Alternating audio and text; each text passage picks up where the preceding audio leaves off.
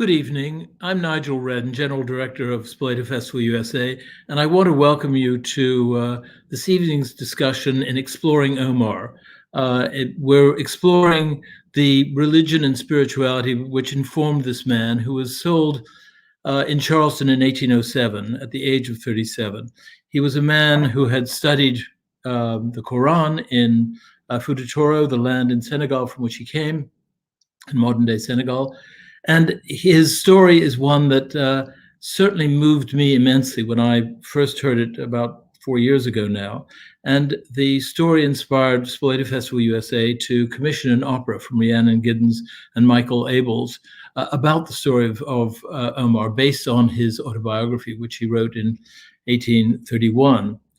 This evening's discussion is going to really explore the context within which he lived and the idea of spirituality in the Black Lowcountry in the Diaspora network. So I want to thank our panelists this evening, and I especially want to thank Dr. Kameelah Martin, who is the Distinguished Director and Professor of African American Studies at the College of Charleston, who will be moderating this evening's panel and will introduce the other panelists. So thank you, Kameelah, and off to you.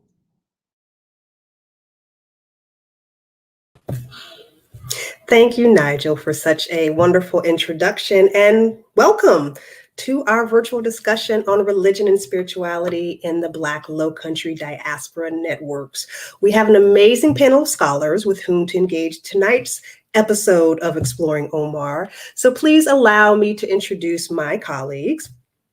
First, we have Dr. Ras Michael Brown, who is Associate Professor of History and Africana Studies at Georgia State University.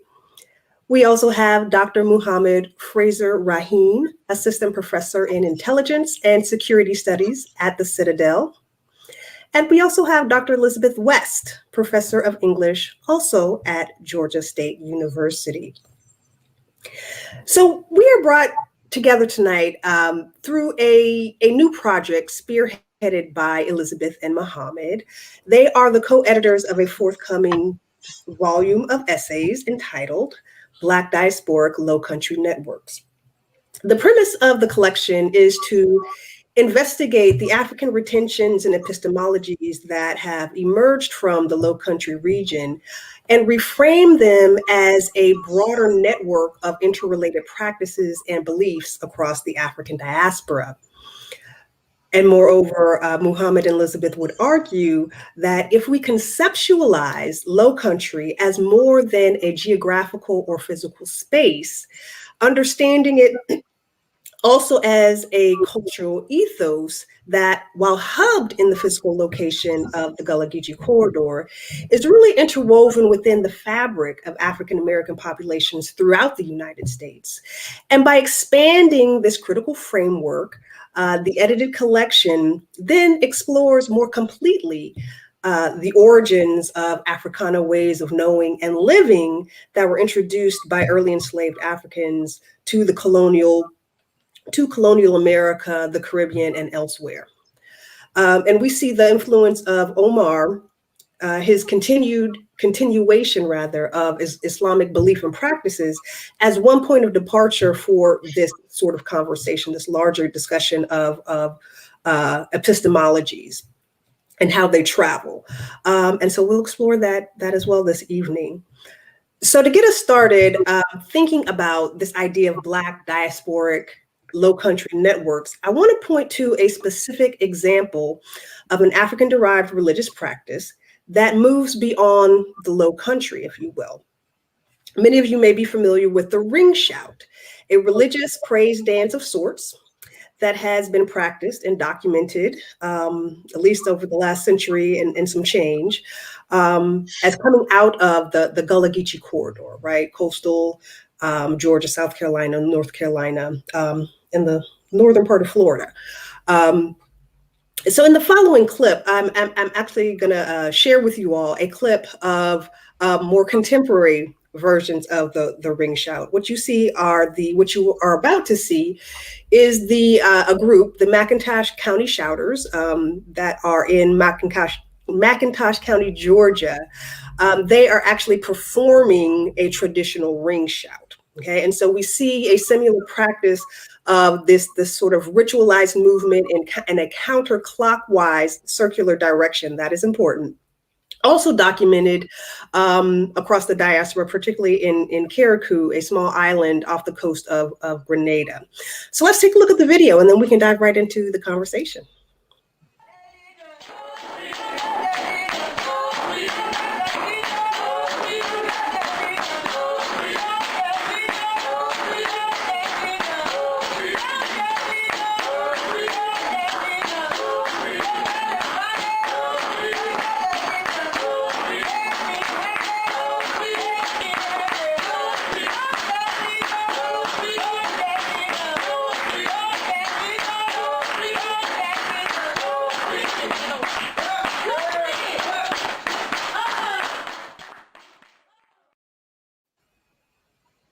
Wonderful. So I'm sure that as the conversation evolves, we'll get a chance to perhaps address some of the specifics of that clip. But I'll jump right into our conversation, and I'll start with Elizabeth here, and ask you to please define ethos and what you mean by Lowcountry spirituality, if you will. Okay. I'd start by just building from the foundational context.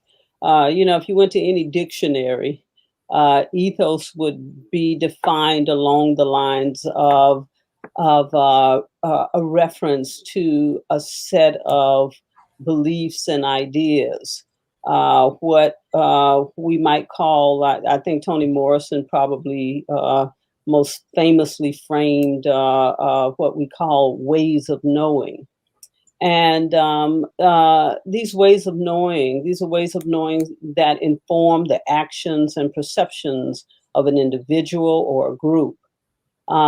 For those in rhetoric, for those of us, most of us in some way have come across writing classes where one of the forms of writing that you're taught is the ethos.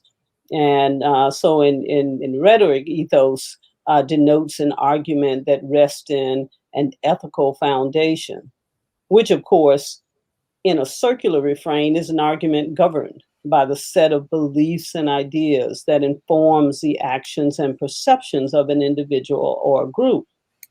What becomes understood as ethical or moral then connects to everyday life.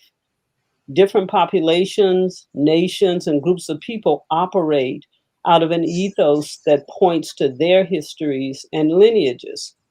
Africans captured and enslaved in the Americas came from diverse population groups with similar and different worldviews, but they would draw from and reform the ethos of their homelands to shape new identities in the Americas. One of the clearest examples of this phenomenon is the legacy of Gullah Geechee or Black Lowcountry populations. And as importantly, the spread of this Africana ethos or ways of knowing among Blacks across the United States and the Americas. Thank you. Thank you. So what are some contemporary examples of this concept? And Mohammed, maybe you can take this question. There's two parts here. How can we make connections to Omar, who likely practiced Sufi Islam? This is an important question because what myself and Elizabeth have been laying out in this forthcoming book is this idea of looking at sacred space being in the American South. I think the conventional wisdom is that when we think about the Lowcountry Gullah Geechee corridor, it's all along the coast of the Sea Islands of Georgia, South Carolina, and parts of Florida.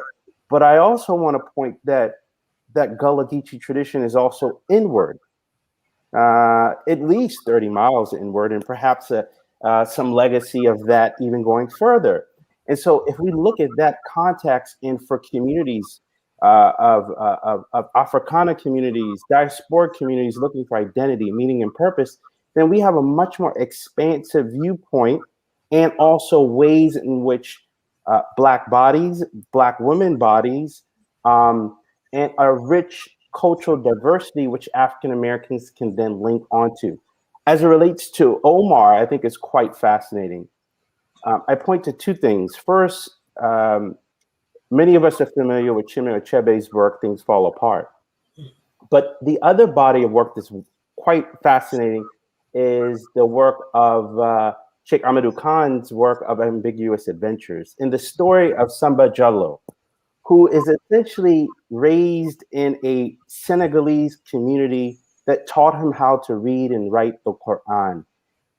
This Senegalese Islam, Senegalese Sufism is rooted in the environment of Islam's encounter with African traditional cultures. Oftentimes when we talk about Sufism, it is often looking at, dare should I say, the Arab glaze, just as oftentimes the white glaze is characterized. But the glaze for Omar, the glaze for Ibrahim Abdurrahman, was one in which it was an indigenous African glaze.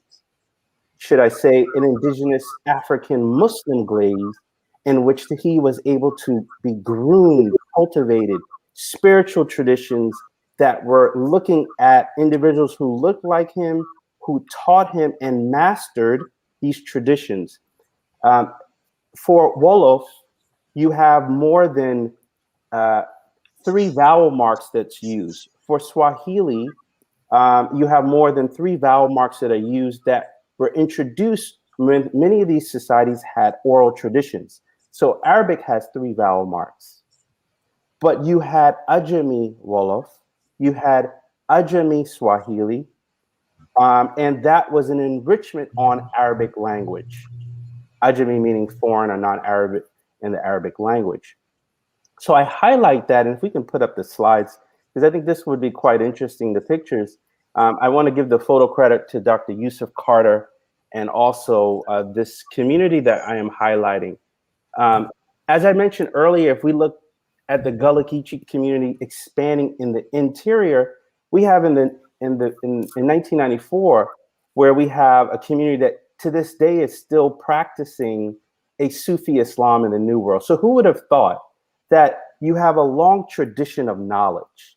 The late Dr. Suleiman Yang called it essentially a gap between African Islam and African American Islam in light of hybrid movements like the Nation of Islam, Moorish Science Temple, etc. But what you have right here in the pictures and image is a community, Muhajirun wal Ansar as Sufiya, that is in Monk's Corner, South Carolina, that is able to engage in some of the same ritual Sufi spiritual practices that Omar, Yaro Mahmoud, and others that we have documented as well, where they're reciting those poems, where they're able to get in a group gathering and recite the praises, the words of the divine as well. So I think it's quite interesting, just as it relates to your point, that you have these linkages that have been able to carry forward, and then of all places, Charleston, South Carolina, where they have this roots and legacy, and particularly the Gullah Geechee traditions, and Sufism, both historically having memory, but that memory also being a lived Islam as engaged within this particular community and pictures that I just highlighted. Wonderful. Thank you. Thank you for that. Thank you for that. So in thinking more about connections to West Africa, my next question is, what old practices of traditional religions from West and Central Africa do we see continuing in the USA, and particularly along the southeastern coastal region? Ras Michael, would you like to address that for us? Thanks. Sure, I would. With this, I'd like to link spiritual community and spiritual sovereignty. And I'll explain that last one, spiritual sovereignty, in a little bit. The big thing to understand as we understand the long historical trajectory is to keep in mind that when we talk about the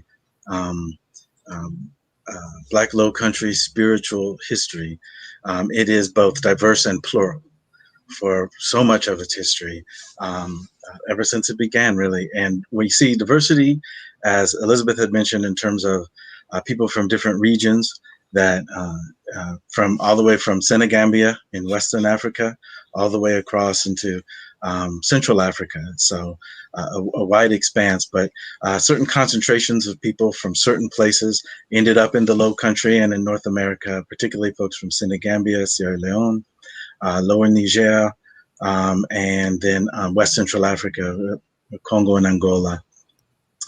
And so in that sense, we see diversity there. Now, that diversity has oftentimes been portrayed as being somehow a liability towards community cohesion and all that. And in fact, it's just the opposite, because that's where the plural comes in, is in many African societies, and this is what Muhammad was referencing with the relationship between Sufi Islam and indigenous practices, local traditional practices, and communities and people being blended in their exposure to and practice of multiple religious traditions. This was the norm, and that existed here in the Lowcountry. We place ourselves in the broader Lowcountry as well, because people from those societies were brought at the same time. And just in the same way as you have this kind of interesting relationship of Islam within larger African plural spiritualities, in Central Africa, you have a somewhat similar dynamic with Roman Catholic Christianity, which was present. And there were people who, Congolese Catholics, Congolese Christians, who were engaged with Christian cultures, yet it existed mostly within the larger African plural spiritualities of the region. And so many people who weren't identified necessarily as Congo Christians were familiar with it, but as a piece of a big whole of a lot of different elements. And just in the same way as you would like to grow many different kinds of plants and vegetables within your garden, it's the same thing with the spiritual garden. You want lots of that variety, because all that variety leads to the same place, and that diversity itself is a strength. Now, of the particular legacies, things that establish deep roots within the Lowcountry, the thing that I want to really focus on has to deal towards the end of how the creation of spiritual communities is tied to then a concept of, say, spiritual sovereignty. And so when we see these founding or the extension of spiritual communities, the creation of spiritual communities in the Black Lowcountry, starting from the 1600s and going forward, is within the basis of initiation societies. And so we get very interesting examples of initiation societies, which are transitional, where people at certain stages in their life or for different purposes begin a process of immersion within these new communities so that they become initiated members. Now, the ones that had the most profound influences in the Lowcountry are from great examples are from Sierra Leone with Poro and Sande, which Poro is male usually and Sande is female. And these teach essential knowledge that people need to live in society, to fit in, to contribute to society. But then they also confer spiritual and social status. And we see a similar kind of institution or a range of institutions from Central Africa, primarily within the larger Congo region, that are Kimpasi, Ndembo, Lemba, and Nkimba. And they were also present here in the Lowcountry and served as a model for the process of spiritual transformation, such that people would go from a status of being outside and novice to the interior of these spiritual communities. And this was then the larger extending model going forward. Now, the initiation societies themselves are great and interesting, and they serve as an important framework. But there's one other key element, because they're not just joining for status. They're not just joining for the knowledge. They're joining to essentially commune, to come together with guardian spirits that are essentially the patrons of those societies. And this is generally the model.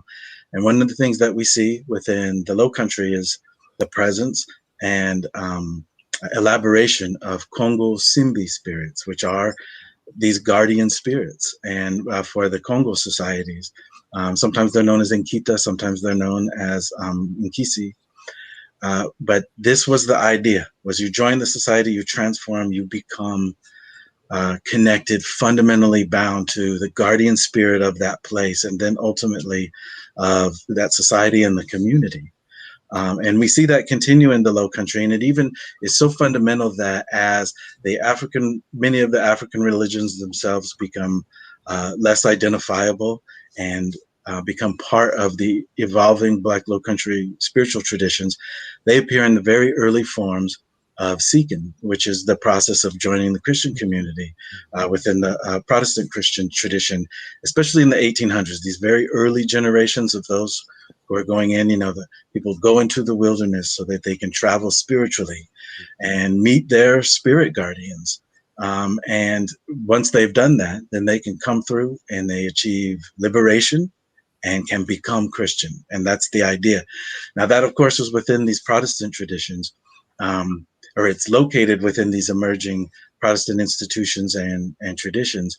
But the process itself, the model itself, comes from these multiple African initiation societies.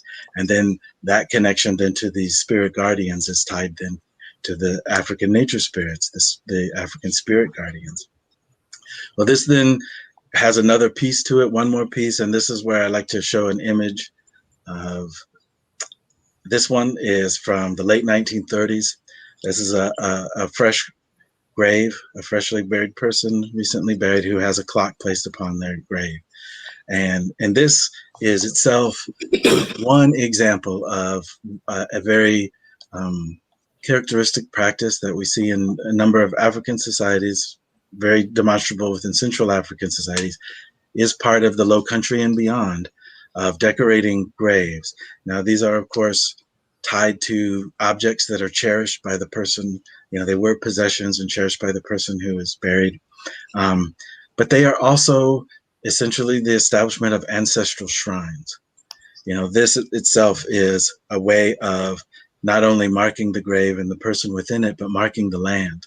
Mm-hmm. And it is this process of creating these spiritual communities with their bonds to the local nature spirits that are these spirit guardians. And through the creation of these ancestral shrines that we see then the articulation, the expression of spiritual sovereignty, the idea that people are bound to the land, they belong to it. This place is now theirs, and that the spiritual identity and the spiritual power of people as communities in a place is thus established. And it is from here in North America, it is from this Lowcountry basis that we see the extension of that into other parts of the African diaspora in the US as we go through successive stages of expansion of captivity and then continued migration even after emancipation. And so this concept of spiritual sovereignty through the creation of these spiritual communities, this is one of the foundational ideas within Black Lowcountry spiritual traditions. Wonderful. Wow. So that has me thinking about several things. I want to go back to your point about spiritual pluralism, I think is how you phrased it. And so I'm thinking about not just during the time of enslavement and moving forward, right? But I'm also thinking about the contemporary moment and how this practice moves both ways. I was in Ghana in 2016. And interestingly enough, as much as I have studied, the New World and spiritual traditions, I was not quite prepared for what I saw when I went to a church. And we were inside of the sanctuary, and on the altar, almost sitting above where the priest would be, there was this stool. And if you're familiar with Ghana and the Akan traditions, the wooden stools that are carved and hold spiritual significance. But on the altar, right, in this very Christian church, was this bedazzled stool that was almost more important to the practice of their Christianity than perhaps anything that we would be familiar with here in the United States, right? In the United States, we might kind of think that's a little blasphemous to put such a symbol that's so steeped in a traditional African ethos on the Christian altar, right? And I took a picture of it because it just blew my mind, right? I wasn't quite thinking that that Africans on the continent were still engaging in this kind of syncretism in terms of religion. And so I thought that was interesting that as you were kind of talking about it, I think we are we are more familiar with that process coming across the Middle Passage, but not really thinking about how it unfolds on the continent. And so I wanted to make that point. And then I want to follow up with another question, and invite our other panelists to chime in if they'd like to. But thinking about these practices and beliefs, and I know that you situated it in the spiritual realm, right? But I want to ask, what are the implications of folklore, right? And maybe some of these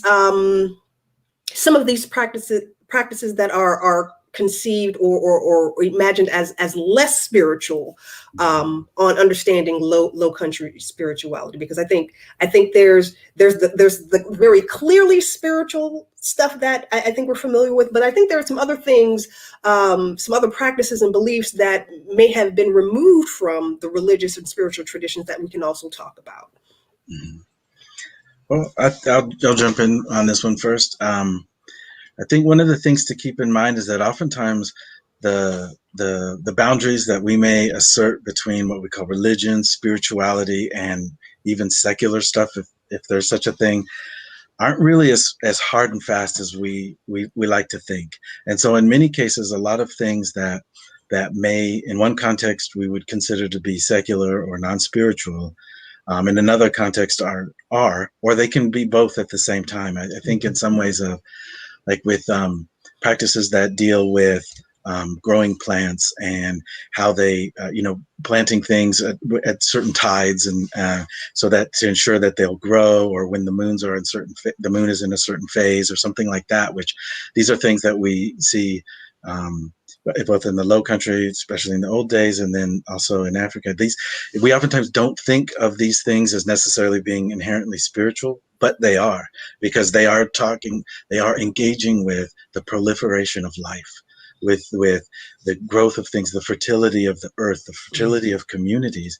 And those are both very mundane and very spiritual and expansive. And I think, getting back to with your insight about seeing the stool within the service, there is that many times the conjunction of the material and the spiritual is so fundamental.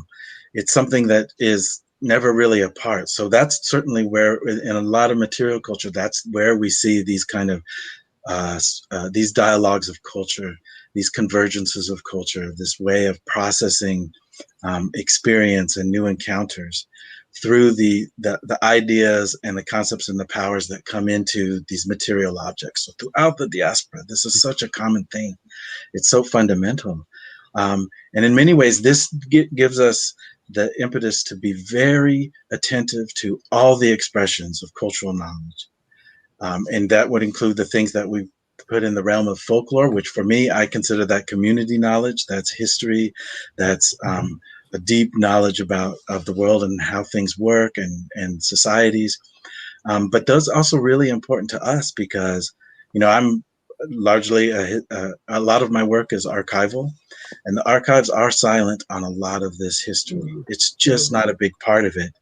And one of the reasons is simply because those people who are the authors and maintainers of much of the archives just were not interested or were even hostile. Mm-hmm. And that, I deal with tons and tons of plantation records, for example, and those are essentially financial records when you get down to it, because that's how many African descendants were perceived, especially in captivity. And so what we call folklore is the grand expanse, the elaboration of deep, expansive cultural knowledge. And no matter what our disciplines, we need to pay attention. Absolutely, absolutely. Our other panelists, do we have any comments or anything to add before we move on to the next question? I'll jump in here and kind of loop it back to Omar on that question of syncretizing. And Muhammad, you might have to help me out because I don't have his autobiography in front of me. But one of the most striking things to me when I when I teach that autobiography. It's so short, but it is so revealing about how early Africans navigated, reshaped, reconstructed their spiritual ethos. Because in that autobiography, Omar starts off, by saying, "Oh, I don't remember how to write anymore. I'm so old, I can't remember, how to read or write in Arabic or in English. I have been converted to Christianity." Well, he says that. That's what he knows. Much like Phyllis Wheatley, you listen to Wheatley's poetry, but you got to read it. You got to hear. You got to understand, the symbols at work and how she's twisting and playing those. And Omar is doing the same thing in his autobiography, because while he's telling us on one hand that he's Christian, most of that narrative sounds very much like his perspective as an Islamic scholar, and and one who continues the practice of Islam. Thank you, Elizabeth and Ras Michael, because you've opened up what I think is the most important thing. Omar, and I've said this in previous environments, Omar was absolutely ordinary, and he also was extraordinary. He was ordinary in that he received the same level of spiritual education, groomed, raised by his family members who taught him the Quran and Islamic spiritual sciences. So that spiritual unpacking that he was receiving was a whole lifetime prior to him even arriving in the New World. He was exposed to the elements of numerology, the elements of Islamic sciences that was only given to those who were in the initiated. And so if you are going through the process of initiation, both within mainstream Islam, or within the framework of an initiation through any tradition, there's a process. It's a step-by-step process, and you can't skip those because you've missed the opening that's going to be exposed. In Omar's Hayat, in his life, his documentary, he begins with Surah Mulk, this verse in the Quran that's oftentimes referenced as a form of spiritual protection for those who recite it and use it. If you look at the markings that he used, those markings have a connection back to certain spiritual fraternal orders, brotherhoods oftentimes said in the mainstream frame, and they are to be unpacked by those or to be unlocked by one who knows. And so what I think we've done, I think it's important to recognize that not just Omar, but Omar, the prototype, was cultivated and groomed in a tradition that was preparing him perhaps to deal with both the physical and the material, or physical and the spiritual.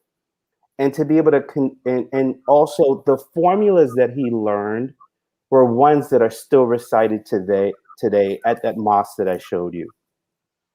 Like those recitations, those spiritual practices that he engaged upon, it was like a mnemonic device. If you repeat something over and over and over, it then unlocks other, according to the frame of a lot of Islamic spiritual sciences, you would then go into a next chamber of understanding certain spiritual universes. And so I appreciate what both my colleagues have offered, because oftentimes we frame these knowledge of Islamic or Christian or Buddhist or whatever form of religious tradition, hybridization from the framework of mainstream interpretations. But who's to say that the mainstream is the standard if there are other ways of negotiation from what we see with Omar, who was deeply a scholar, he was deeply spiritual, and he was someone who paid attention to his family so that he could deal with the new world and survive. And I think that we've only scratched the surface, particularly what Omar offers as a contribution and that deep level of spirituality within both this physical universe, but also the universe of spirituality that he was, dare should I say, knocking or tapping into as well. Wonderful. Thank you for that. So we have a question from the audience that fits right into this conversation. Was there tension in the New World between those enslaved people who practice Christianity and those who practice Islam? Did plantation owners attempt to suppress Islamic practice among the enslaved? Whoever wants to take a stab at that one. Well, I'll jump in to say that, I mean, we're all piecing this together like a puzzle. You all would agree with me on this. And so we're as a historian, I'm trying to piece all this in a way where it is carefully looking at the various angles, and we don't have a clear picture. We have evidence that's left in looking at the legacy of these individuals and these stories and these narratives, but we don't have a clear picture. We have Thomas Jefferson, we know himself, who had individuals who were enslaved by the name of Fatimir. So we have some indication that Muslims were on and in the American South. Most scholars estimate between 15 to 30%. Some say a little bit more, some say a little less. But I would say that access to knowledge, access to individuals privately and publicly was one that I'm sure internally on the plantations were sources of tension, sometimes resistance.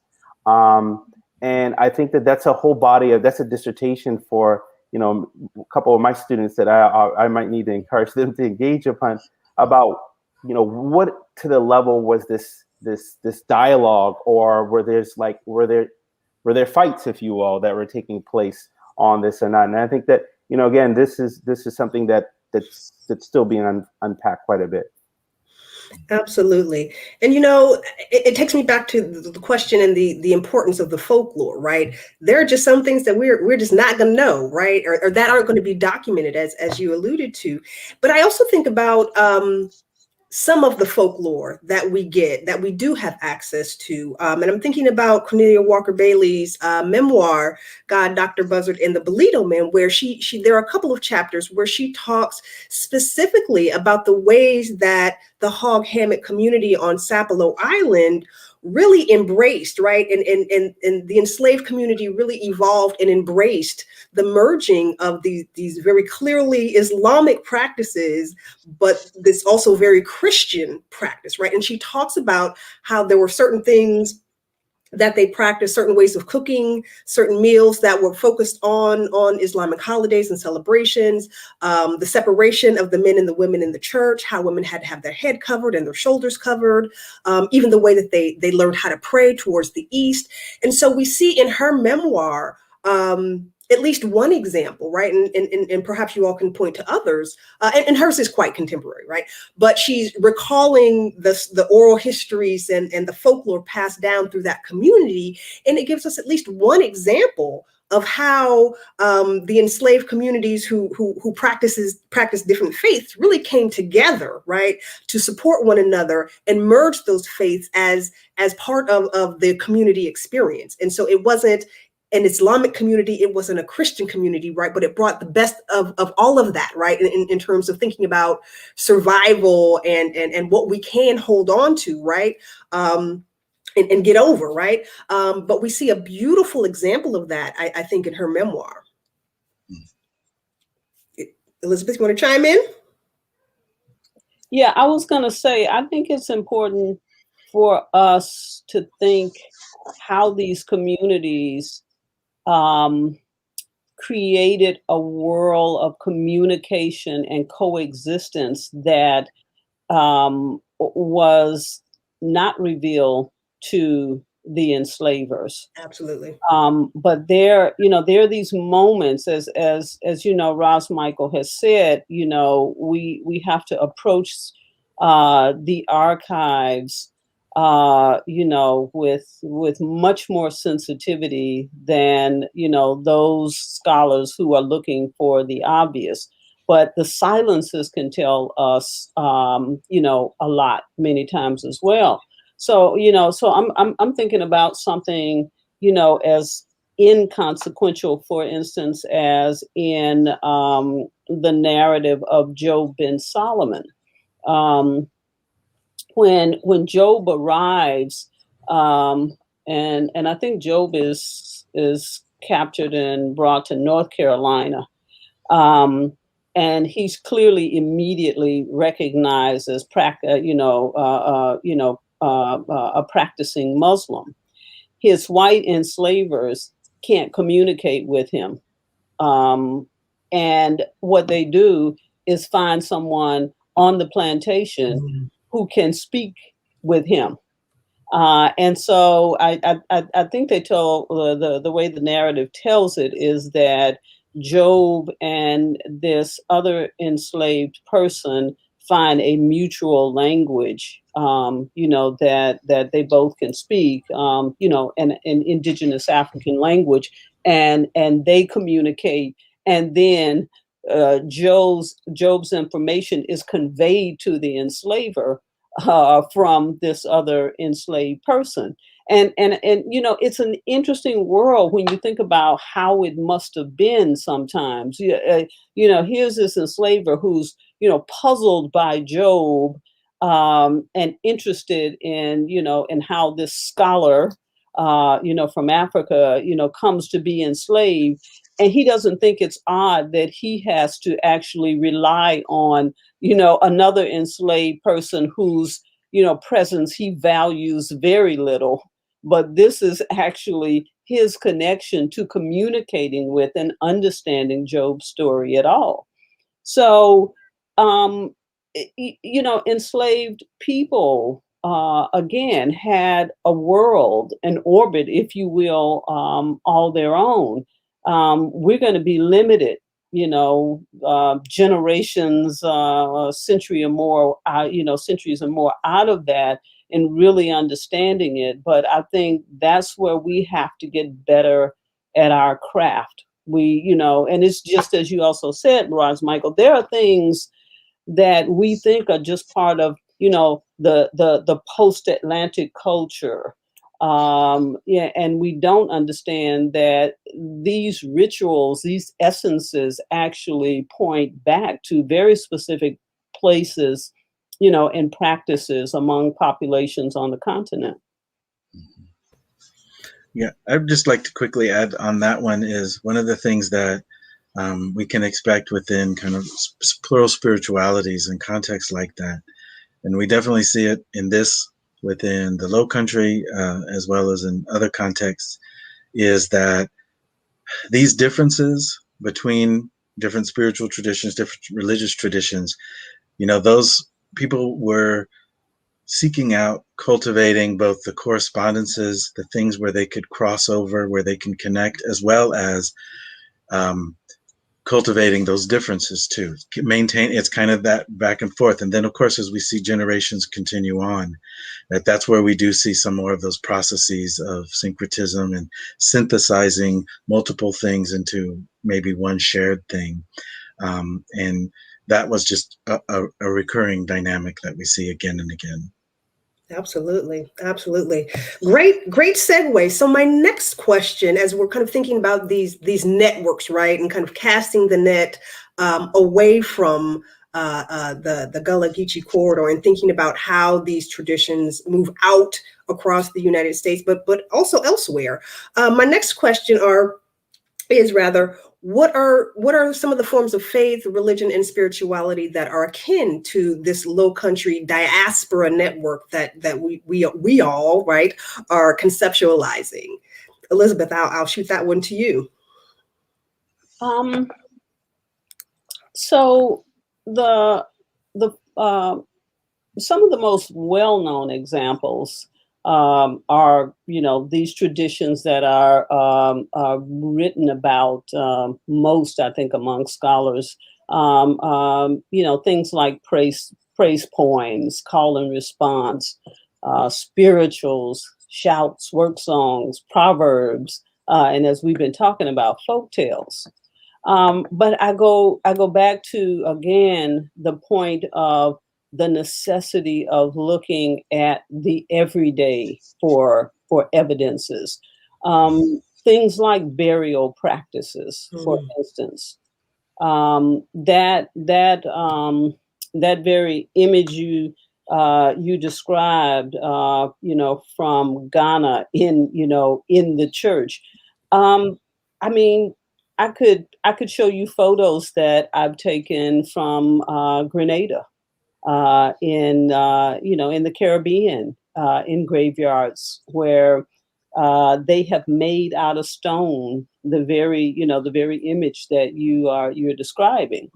So we have to again come to appreciate that many of the conventions and practices and ideologies that we think got formulated in the New World perhaps are just carryovers that have not been consciously acknowledged, but are nevertheless continuous in terms of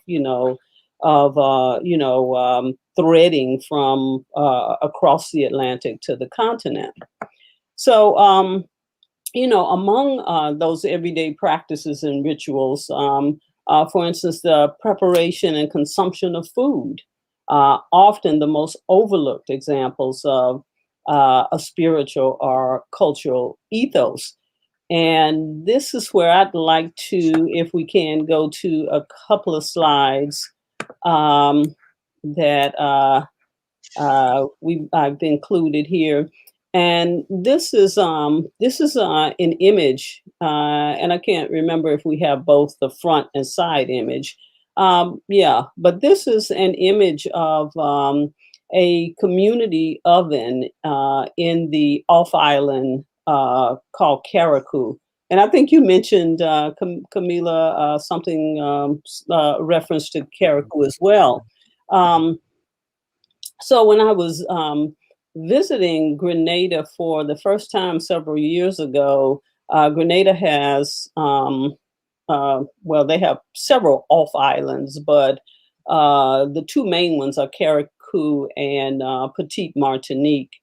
And Carriacou is one of the islands, I think probably made most famous by Paul Marshall and Praise Song for the Widow.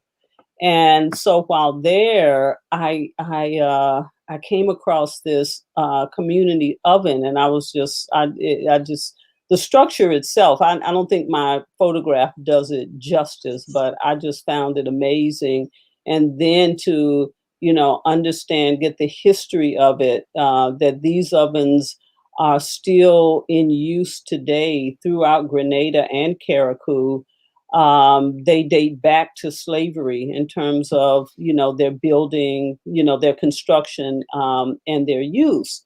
But the community oven, and I'm told that, it is in Grenada anyway, they're used for the single purpose of baking bread. And it is a Saturday ritual for the most part among the people in Grenada and on Carriacou. But the other thing that struck me about the oven, again, is that it is a representation of the deep-seated ethos of the preparation and eating of food as something, again, spiritual. I see it carried over, for instance, in my own world, as I remember back to childhood, for instance. I remember my mother always being adamant about who you eat with. So my mother's philosophy was, you just don't accept invitations to sit down and eat with anyone. Eating is a spiritual experience. You are sharing something, spiritual and significant. You're making human connections.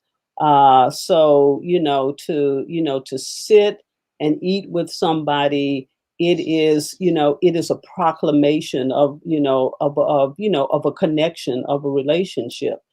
And this is what those ovens remind me of. These ovens serve as, a kind of declaration of, the community's connection, no matter what everybody, and these are, again, I should probably talk about it gendered as well, because it's very much a woman's sphere. But this oven represents this kind of place, a spiritual place where women share in the preparation, as well as the consumption. And then I'll finally say on that, for those of us who've read Toni Morrison's Paradise, the oven should be that, that striking connection to these ovens in Carriacou. Because the central connection to this freed African American community in Paradise is the oven, the community oven that the men construct. And it is, the narrator talks about how this oven represents the health, the spiritual health of the community. And when the community starts to fail and disintegrate, the oven as a meeting place becomes this place that, whose sanctity has been desecrated. Absolutely. And that calls to mind this idea of eating and the focus on the mundane, right? I just have to share this quickly because I when I'm teaching Olaudah Equiano's narrative, I always focus on chapter 1, where he goes back and walks us through what he remembers about, his village in present day Nigeria. And I always ask my students, what about these rituals, this discussion of his very African, Igbo to be specific, cultural knowledge, do you recognize as being stuff that Black folks do, right? We pray before we eat. You're gonna wash your hands. You're not gonna come to the table dirty, right? You're gonna clean. You're gonna take all of this care before you come to the table, right? He talks about, pouring out libation, before, we even take in the food off the table, right? And it's, I have to, put it plain to them, pour out a little liquor for your homies, right? They get that reference, right? But don't understand, right, that the ethos behind that actually comes from this very specific, right, African-centered way of knowing it and engaging in the spiritual world, right? So I just think that, and it's like, it completely blows their mind when I'm able to make the connections for them, right? And they see that the things that we do as Black folks in this country, whether we're in the corridor or we're in, Southeast Texas, right? These are just things that have stayed with us, and we think that they're trivial. We think that they don't matter. We don't remember oftentimes where they come from. We've just learned them. We've just been taught these things, right? But it's important to make these connections, and particularly for students, right? But for everybody, right? To make the connection that these actually have a source, right? And that source is rooted in this sort of diasporic ethos that we're talking about. So yeah, thank you for making reminding me of that connection. Yeah. And can I come back with one more play off of that? What it also, I think, emphasizes as well is the reciprocity of it. Because, for instance, you may be in your household where your mother makes you wash your hands before coming to the table. She takes that care, in cleaning before she cooks your food. But for instance, I remember in the community, that larger family and community that I grew up in, the emphasis was even greater when you were preparing food for other people. Yes, still is. Yeah. So that's what I'm saying. So this cooking, this preparation and sharing of food, deeply spiritual. it is a symbol of a deep trust, and relationship. If I eat at your house, it means I think you're clean. And that whole cleanliness is about, again, a spiritual ritual. It's a trust.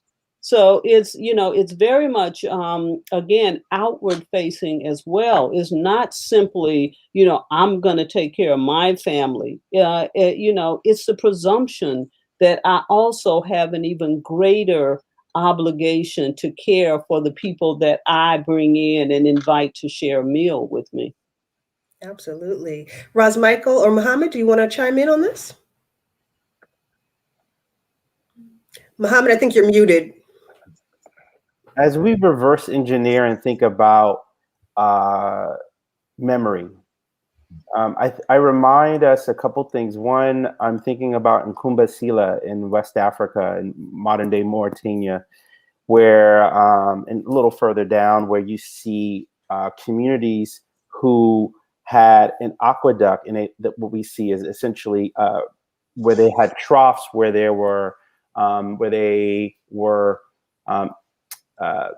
no pork, or it was an area where they were washing their hands, or what would be equivalent of performing ritual obligations before prayer. And so I think with the foods that we have, when we go back and combine collaboration with those who are doing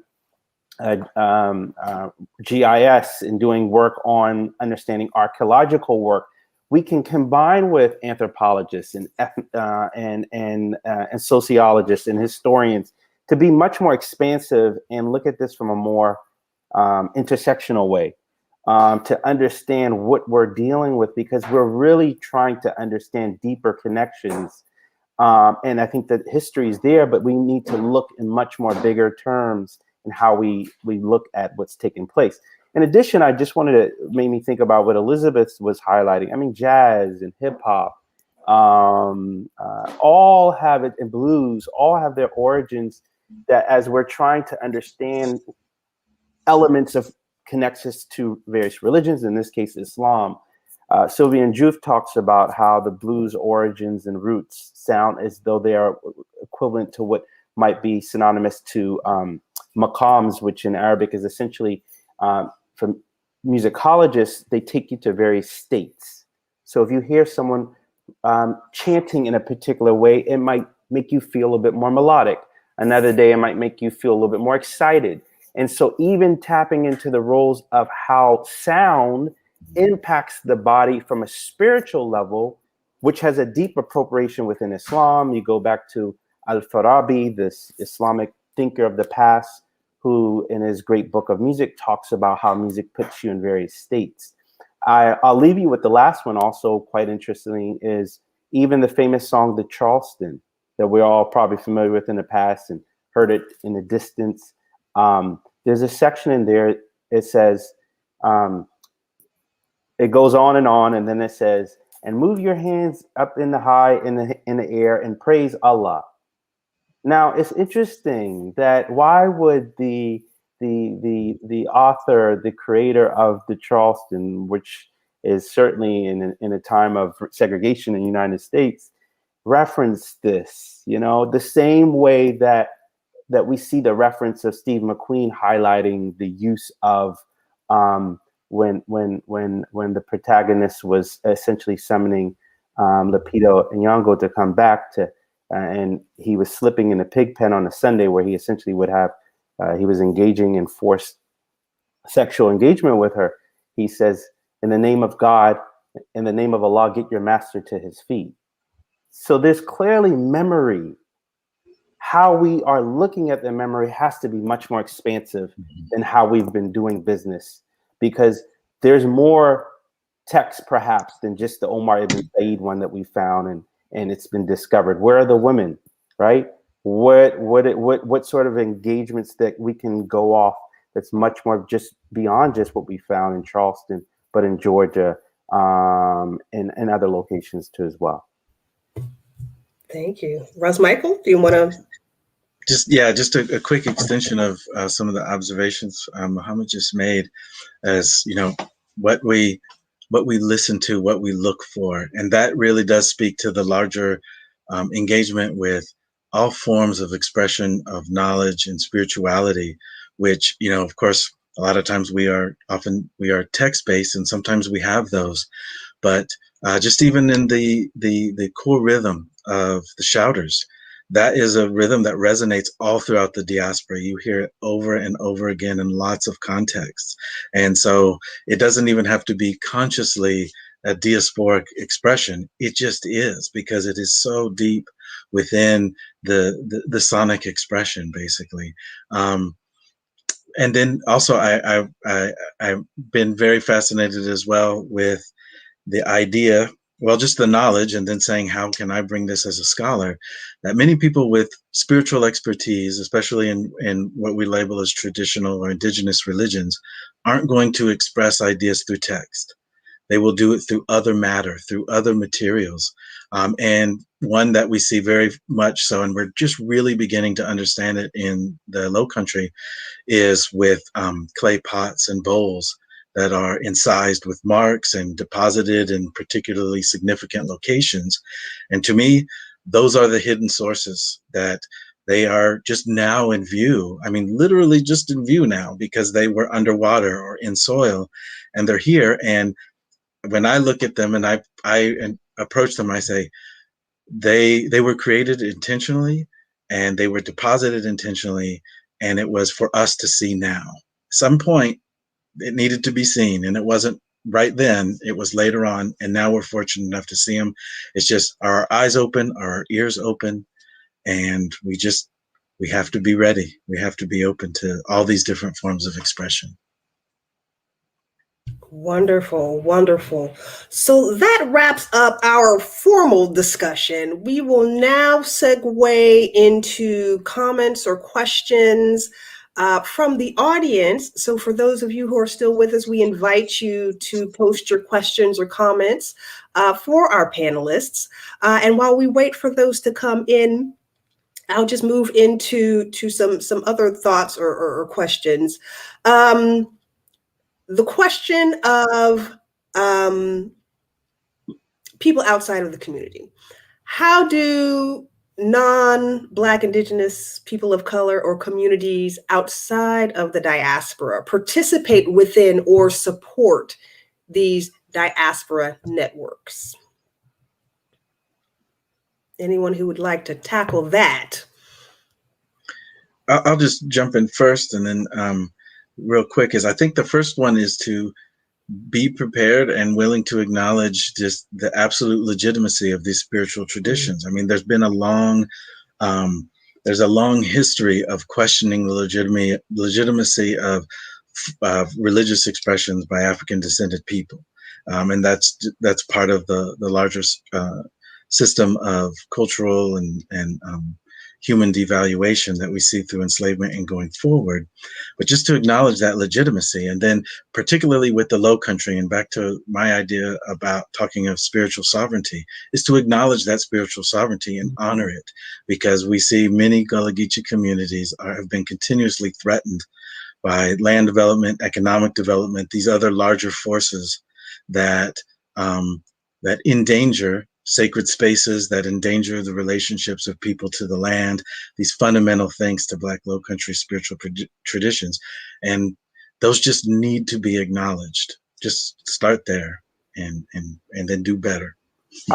I would just build off of what Ras Michael mentioned and just amplify and say, you know, one of the wonderful books that I've read recently is called Research as Ceremony by Wilson, and talking about how research itself is a form of ceremony, and for indigenous knowledge too, as well as a form of ceremonial aspects for communities. People, when they're engaging in this effort, there's an element of deep spirituality that they're doing for a reason that connects them to other communities. So as allied communities see diasporic networks, learn, embrace, realize there's another angle that they're looking at from these topics that I think can be really helpful when one is trying to assist, if you will.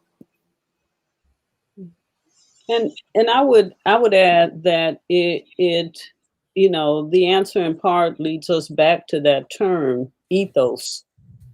I think we have to acknowledge that the long tradition of Western history making and ethnography comes out of an ethos. It is not some abstract, universal absolute. It's an ethos that is defined by a Eurocentric worldview. And I think we start, we rewind and start from there, and then revisit history making. And I think we have all kinds of examples about why that is necessary. If we just look at, for instance, Thomas Jefferson and the two distinct histories that existed about Thomas Jefferson. Black people had an unwritten but a very clear history of Jefferson and Sally Heming. I knew that story growing up as a child, and I didn't read it in a book. That story was passed down to me, and I accepted that story as fact. I never questioned it. Before any DNA test, I was certain that Thomas Jefferson had fathered Black children by his enslaved, an enslaved woman under his, ownership. That's the worldview. That's the ethos that informed my understanding of, enslavement, and American history. Now, of course, the story that reigned was the story that I was forced to read as a child in elementary school. But again, it still exemplifies the necessity to understand or to revisit this notion that history is some kind of absolute that comes out of some kind of singular truth. Thank you for that. Thank you. I'm still sitting with this idea of research as ceremony. I think that is so dope as I think about even my own engagement in this work, right? Because and I think for most of us, right? We do work that has personal relevance, right? And so thinking about research as ceremony as part of a spiritual remembering, a spiritual reckoning, I think that concept is I haven't been able to find the words for it. So thank you for sharing that. I'm gonna go and look up that book. So we have just two more questions that rolled in. This idea of syncretism, is it a form of resilience or is it resistance?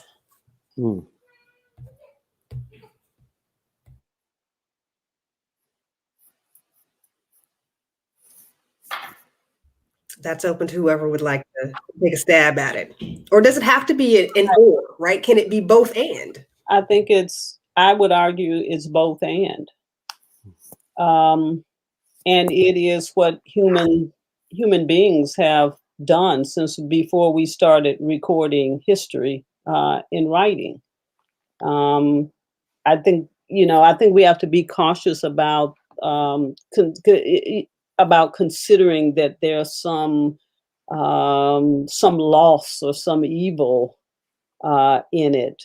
Adaptation. Syncretism is about adaptations. If human beings don't adapt, they fail to survive.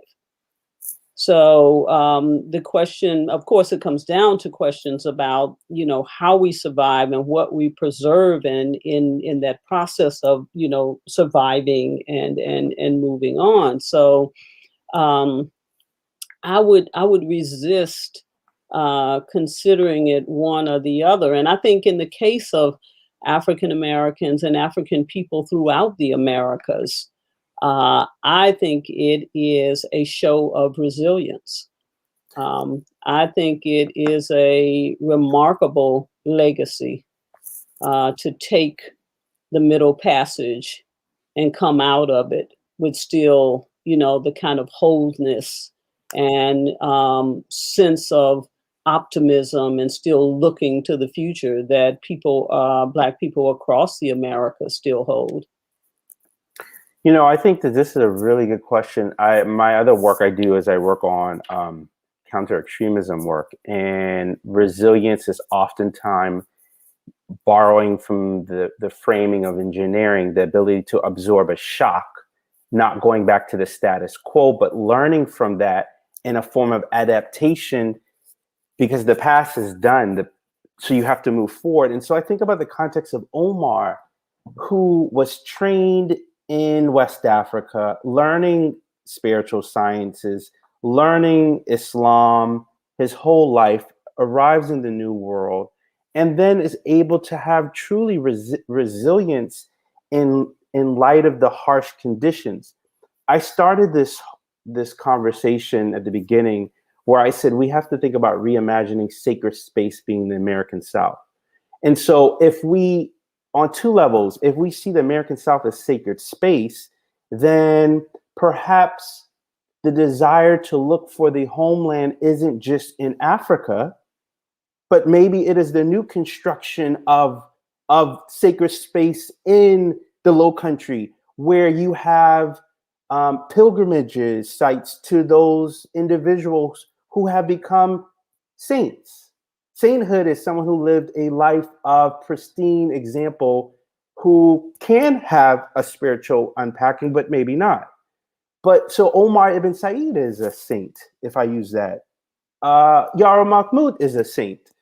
Job bin Solomon, Ibrahim Abdurrahman becomes sainthood, where perhaps instead of individuals traveling to Africa and going to Senegal to visit the Islamic Sufi sites to visit and make pilgrimages solely there, which are happening in transnational networks of communities leaving the US and going there. But perhaps the sacred space is in the Lowcountry, and that those visitation is part of a rites of passage that one can learn and reconnect back to their roots, but also learn ways of spirituality that would include, as Ras Michael would say, that negotiation between Islam and other traditional religious practices, and sometimes people not picking and choosing, but as a fluidity as well. So this is something that I'm quite interesting. I didn't know, and I'm looking at Elizabeth, it probably will be part of what I'll write on that essay, this sacred space and how it's constructed. And I think we have only scratched the surface in light of what Ras Michael has highlighted, the crumbs that have been left, the puzzles pieces that have been left through burial sites that we can now look at to say, oh, wow, this is interesting right here. If you go to Annapolis, Maryland, you can see, indication and leftover items. And so I think we really have an amazing opportunity to unpack what these things mean. And just quickly with syncretism as resilience or resistance, yes, we'd see these things happening at the same time. And that, I think the thing that's important to understand is that syncretism just doesn't happen. It's not random. It's people who are engaged in through initiation process, through immersion in plural spiritualities, all that. So many people throughout the African diaspora are experts at that. We're trained to be experts in culture and cultural processes, and very deliberately so. And so these expressions of syncretism, all these other various forms, they are the products of that expertise. Absolutely. So one last question. Do any of you have specific examples of syncretic spiritual practices in Charleston, South Carolina?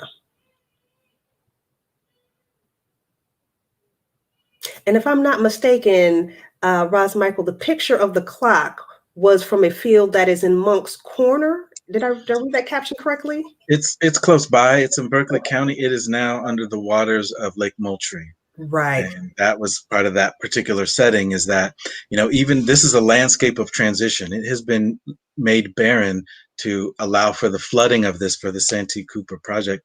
And yet, even with that being imminent, just months away, people are still marking the land. They're still marking this space as sacred. They're still understanding that this connection between themselves and this place is fundamental, no matter what's going to happen to this particular space in the near future. But yeah, this is Berkeley County. Right. I would just be brief to say that I think and this sounds like a collaboration right here. Berkeley County is an interesting location because we have, as I mentioned, the mosque Muhajirun wal Ansar Sophia that's located there. We have Mepkin Abbey, which is a Catholic monastery. There is some indication, I have to finish the research on it, but if I'm not mistaken, Omar ibn Said, when he spent some time, it looks like he was potentially at the White House plantation in Berkeley County. And so I'm highlighting this Berkeley County Corner area as a very interesting intersection that I'll just say there's some research that I've already been doing that I think you will find quite interesting to see where it goes. And I think that, again, Charleston, South Carolina, more broadly, is an interesting place that has this convergence. And I think that there's the sky's the limit in terms of what needs to be done for the future on that. I know I'm leaving folks hanging, but that's a good thing. Absolutely. Any final comments from our other panelists before we wrap up? Syncretic culture in Charleston. I know Berkeley County isn't quite Charleston, but it is in close proximity. Well, I'll leave with on that note of syncretism and in looking at the Lowcountry. Muhammad's earlier remarks about these past figures, as ancestral and forefathers. I think it's important, and again, back to the idea about looking for, what we might call the essence of the thing. In Paul Marshall's novel "Praise Song for the Widow," the character is thinking back on all the little rites that she and her husband engaged in when they were poor and hadn't gotten sucked into, the larger material world of, Euro capitalism. And she's looking at all these, kind of rituals in Karakou, and she says something like, she realized that it was the essence of something rather than the thing itself. And, I think this is what we have to keep understanding, that we're looking for. It's not always going to be something in a text. It's not always going to even be something that is clearly articulated. But, as the protagonist says in Marshall's novel, she knows it. She knows it. It's there. There's the essence of it. Now, as scholars, we have to figure out how you articulate that. But that's our challenge. And, we need to find ways to engage that, to be able to convey that. Thank you for that. So I'll just end. I'm actually thinking, what in Charleston isn't syncretic is actually my response. I mean, we can talk about the food. We can talk about the folk tales. Anybody grew up, being told don't split the pole? Like some of these things that may not necessarily seem religious or spiritual on the surface, right? Again, you dig back a couple layers and you'll be able to make the connections. So thank you all. Thank my panelists for such an engaging conversation. Thank the audience for sticking with us.